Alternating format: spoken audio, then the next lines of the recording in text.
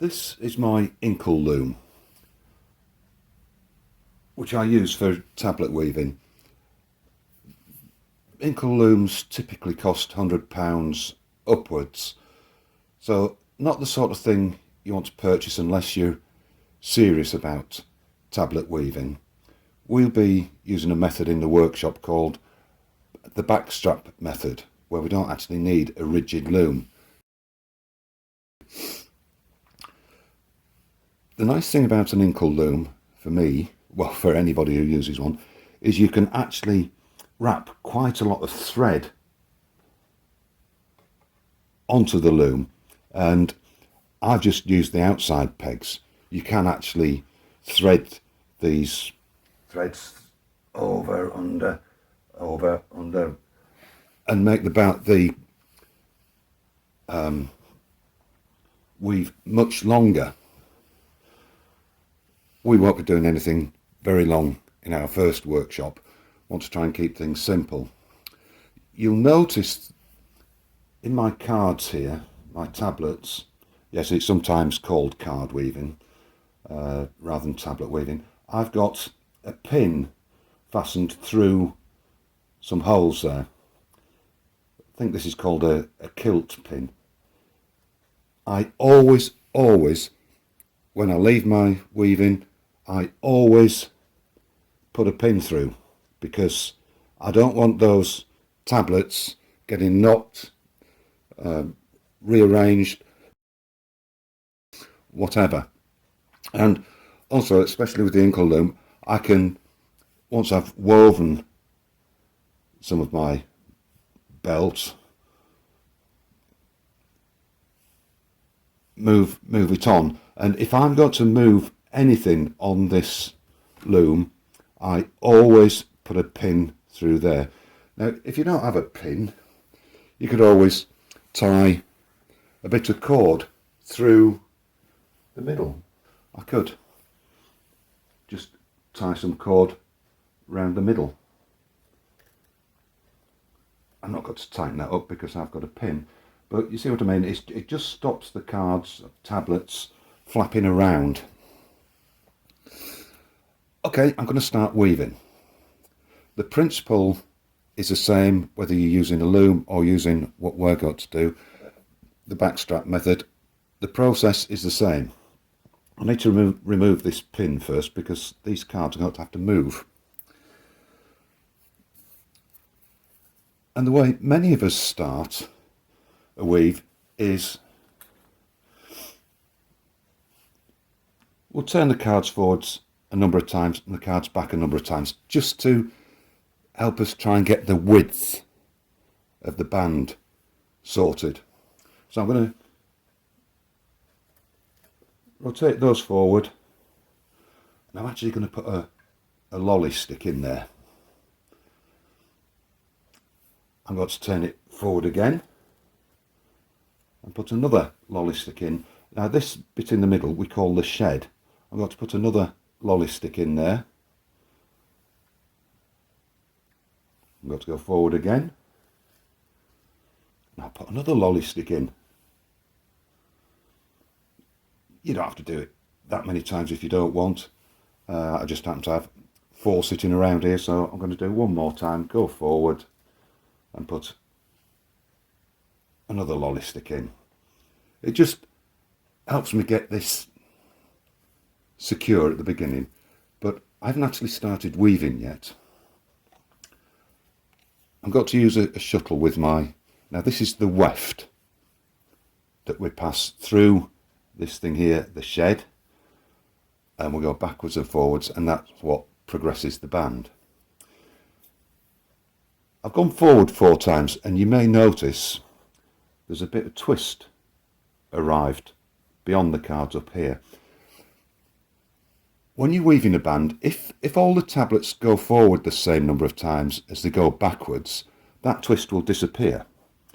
But not all patterns work like that. Sometimes you'll have more forward turns, not necessarily of all cards, but some cards, then you'll have backward turns, and that twist will remain up there. And the benefit of the Inkle loom is I can loosen things off and move that twist out of the way. we're not going to have any twist when we've finished our band. But let me start weaving now. I've been forward 4 times. I'm going to go backwards once. When I say forwards and backwards, imagine that's a bicycle wheel. I've just come backwards as though I'm pedalling backwards. I'm going to pass my weft through the shed, and I check that there's nothing obstructing that thread. If you're using something like wool that is very sticky, you can get threads that tend to get stuck in the middle, so you need to clear the shed, and that is clear. So I've got to pass my weft. I've got to beat first. I'm going to beat down, pass my weft through,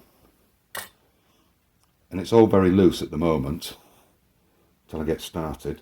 I've got to go backwards again, clear the shed, beat, and pass it through. And at this stage I want to try and get the width of my band sorted. Now when I pull that weft through, if I pull it too tight, it's going to make a mess of things. So we want to do a few passes of the weft through and try to establish our width. And this is something you get used to over time, perfecting this. I'll go back again, pass the weft through, beat first, pass the weft through, and see, it hasn't caught this last one yet. It's because I've only been through 3 times. Back again, pass the weft through, and what I do is I feel for this weft when I'm passing it through. I just feel it until I feel it pinching against the side of the band. Then I reckon I've got my width right. I've been back 4 times now. I've got to go forward again. I've got to beat first. Now, suppose you don't have a shuttle. You can pass the thread through without a shuttle, but always remember to beat first. You can use a ruler or a lolly stick and try to beat perpendicular to the band. Don't beat diagonally, always beat perpendicular to the band. I'll pass that through. Again, if you're serious about weaving, you will ultimately use a shuttle. I'm going to forward again, clear the shed, beat, and pass the weft through, and wait for it to pinch on the end. Yeah, beat. I'm going back to my shuttle now. I prefer the shuttle.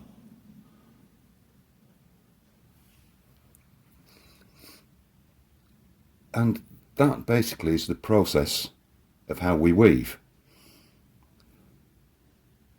What will happen when I take this band off, because I've got these 4 lolly sticks here, I could actually, instead of cutting off right at the end, cut the band actually before we started weaving and leave a fringe on the end. That's a personal choice, up to you. Some bands lend themselves to a sort of tassel at the end, some don't. Up to you.